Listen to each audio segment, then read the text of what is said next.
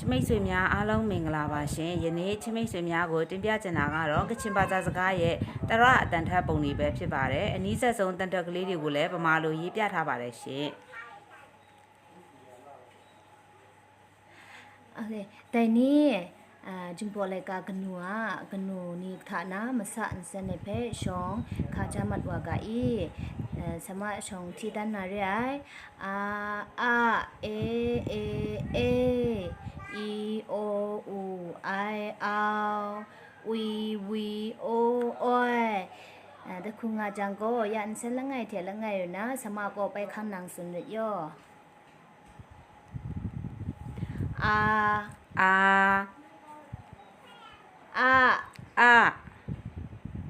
เ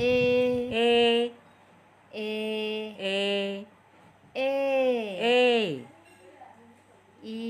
อี โอ โอ อู ไอ เอา วี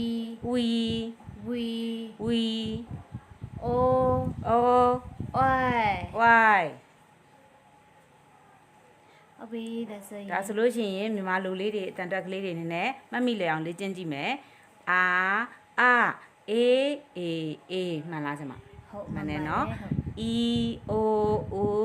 I အောင် ဟုတ် we Y โอไอ O Y ဟုတ်ကဲ့ ကဲကျေးဇူးတင်ပါတယ်ဒါဆိုရင်ဆရာမရေကျမတို့ကိုယနေ့ဘီးတွေတရတွေအကုန်လုံးပေါင်းထားတဲ့ကချင်အခရာတွေအကုန်လုံးကိုပြန်လည်လေ့ကျင့်ကြရအောင်နော်ဟုတ်ကဲ့ပါဒါဆိုရင်တော့လိုက်ဆိုကြမယ်နော် ဟုတ်ကဲ့အာအေအာအေอีโออูไอเอา E O U I အောင် วีโออ้อยบา we O Y บา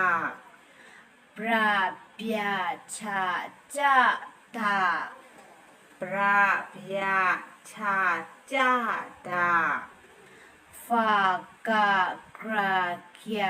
หาฟากากรายาหาจากากราเกียขา จากากรากยาขา คราเคียละมาเมียคราคยาลามาเมีย